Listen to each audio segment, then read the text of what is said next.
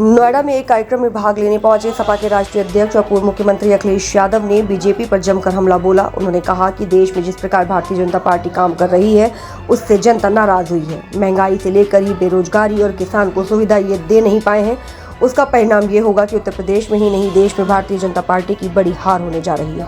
अखिलेश यादव ने महिला विधायक को लेकर भी सवाल उठाए। साथ ही उन्होंने कहा कि इंडिया गठबंधन में सीटों को लेकर किसी भी तरह का कोई मतभेद नहीं है। समाजवादी पार्टी के राष्ट्रीय अध्यक्ष अखिलेश यादव जब नोएडा पहुंचे तो उनका डीएनडी पर सपा के महानगर अध्यक्ष के नेतृत्व में सपा कार्यकर्ताओं ने भव्य स्वागत किया। इसके बाद भी सेक्टर 37 में पूर्व कुलपति सत्यमित्र दुबे के निधन पर उनके परिजनों से मिलकर उनको श्रद्धांजलि अर्पित की। इसके बाद अखिलेश यादव ने सेक्टर 73 स्थित सरफाबाद गांव में हीरा दई और कृष्णा सिंह यादव की मूर्ति का अनावरण किया।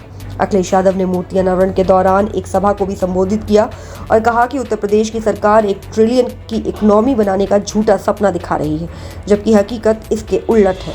निवेश के नाम पर भी उत्तर प्रदेश में झूठ बोला जा रहा है।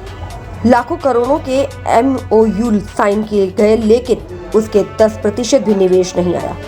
उनका काम है झूठे सपने दिखाना। उन्होंने कहा कि नीति नियत नाकामयाबी के कारण उत्तर प्रदेश में ही नहीं देश में भारतीय जनता पार्टी की बड़ी हार होने जा रही है। मुझे उम्मीद है कि नोएडा के कार्यकर्ता, पार्टी के नेता काम करेंगे और जो कुछ कमी रह गई है उसको दूर करके समाजवादी पार्टी को मजबूत यहाँ बनाएंगे और हर वर्ग के लोगों को लगातार जोड़ेंगे।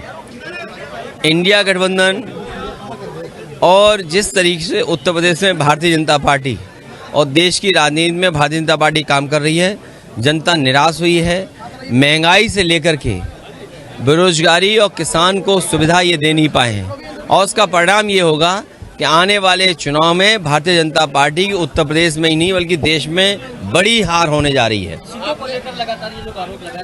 सीटों को लेकर के कोई किसी के बीच में कोई बात नहीं होगी, बैठ करके तय कर लेंगे।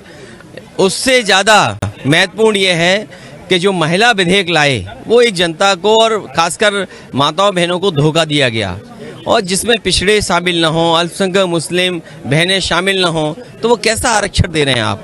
आधा अधूरा काम किया, वो भी वो लागू नहीं होगा। जब तक लागू नहीं हो रहा, कम से कम भारतीय जनता पार्टी की जिम्मेदारी बनती है जहाँ जहाँ चुनाव है वहाँ कम से कम 33% अपनी पार्टी की संगठन की महिलाओं को चुनाव लड़ाएं।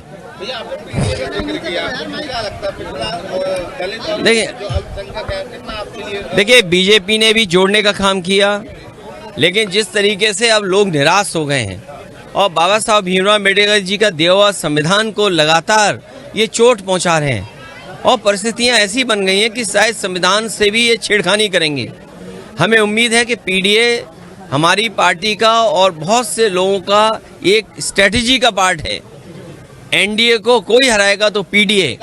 जातिगत जनगणना को लेकर आप लगातार हमलावर हैं बीजेपी पर, और बीजेपी आपके ऊपर। समाजवादी पार्टी इस पक्ष में है कि जाति जनगणना हो और जाति जनगणना होगी, उसी से सामाजिक न्याय मिलेगा।